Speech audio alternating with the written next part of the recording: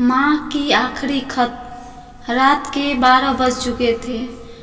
माँ कभी दरवाजे की तरफ देखती तो कभी एक नज़र घड़ी की तरफ देखती। माँ की आंखों में और चेहरों पर चिंता साफ नजर आ रही थी। थोड़ी ही देर में दरवाजे की घंटी बजी। माँ ने काफी तेजी से दरवाजा खोला और सामने बेटा विक्रम और बहू मान्यता को देखकर पूछा, इतनी देर क्यों हो गई? मैं कब से तुम्हारी राह देख रही थी। माँ, मैं अब छोटा नहीं हूँ, तुम मेरी चिंता मत किया करो। विक्रम घर के अंदर प्रवेश करते हुए बोला, बेटा कितना भी बड़ा हो जाए माँ के लिए छोटा ही रहता है। चलो छोड़ो, हाथ पैर धो लो, मैं तुम्हारे लिए खाना लगा देती हूँ। माँ ने दरवाजा बंद करते हुए कहा, माँ जी हम बाहर से खाना खाकर आए हैं, आप खाना खा लीजिए, हम सोने जा रहे हैं। बहू मान्यता ने कहा, लेकिन मैंने तो तुम लोगों की पसंद की खीर बनाई है, आओ थोड़ी खा लो। माँ तुझे एक बार में समझ नहीं आती है क्या? तेरी बहू ने कहा, ना हम बाहर से खाना खाकर आए हैं। क्यों परेशान करती है? जा तू खीर खा ले और सो जा, और हमें भी शांति से सोने दे। माँ अकेले कैसे खीर खा सकती थी और उसे बिना खाए नींद कैसे आ सकती थी, क्योंकि बेटे के इंतजार में उसने कुछ खाना नहीं खाया था। वह किचन में गई और एक गिलास पानी पिया और अपने रूम में चली गई। सुबह 10 बजे विक्रम की आंखें खुली। बाजू में मान्यता अभी भी सो रही थी। विक्रम हॉल में आया और लैपटॉप के पास रखी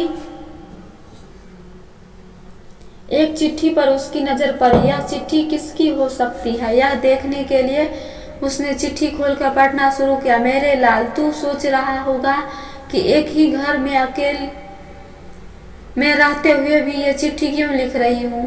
मैं तुम्हें बोलकर भी ये बात बता नहीं सकती थी। हाँ, बता सकती थी कि अगर तुम मेरी बातें सुनना चाहती हो, पर तू तो कोई एक्सप्रेस गाड़ी की तरह आता है और कुछ ही पलों में निकल जाता है। खैर वो सब जाने दे। कल तुम्हारा जन्मदिन था, इसलिए मैंने खीर बनाई थी। सोचा कम से कम आज के दिन साथ में बैठकर खाना खाएंगे, मगर मैं यह बात भूल गई थी कि मेरा बेटा बड़ा हो चुका है, तो अपने दोस्तों के साथ पार्टी करके खाना खाकर आया। चलो, मुझे इस बात की खुशी ही हुई है। चलो ठीक है, सुन, मेरी दवाइयाँ खत्म हो गई है। मैंने कुछ दिनों पहले तुम्हें दवाई की एक चिट्ठी दी थी, अगर वक्त मिले तो वह दवाई मुझे ला कर दे देना, मुझे थोड़ी राहत मिल जाएगी। विक्रम को याद आया कि 4-5 दिन पहले माँ ने एक दवाई की चिट्ठी दी थी। उसने अपने ऑफिस के बैग में जाकर उस चिट्ठी को तलाशा और उसे खोलकर देखा। उसमें लिखा था, मुझे ऐसी दवाइयाँ लाकर दो जिससे मैं अपने बेटे को भुला सकूं। विक्रम को रियलाइज हुआ कि मुझसे बहुत बड़ी गलती हो गई है। उसकी आंखें भर आई। वह तुरंत अपनी माँ के कमरे की तरफ दौड़ा। सबसे पहले उठ जाने वाली माँ आज क्यों नहीं उठी थी, यह देखकर उसे आश्चर्य हुआ। उसने कहा, माँ उठो, मैं आ गया हूँ। उसने माँ को उठाने की काफी कोशिश की, लेकिन माँ एक गहरी नींद में सो चुकी थी। विक्रम के पास फुट फुट कर रोने के अलावा और कोई चारा नहीं बचा। दोस्तों, यह कहानी की जरूरत ही नहीं है कि माँ बाप जीवन में कितने मूल्यवान हैं। उनके रहते हुए ही उनकी सेवा करो, उनसे प्यार करो।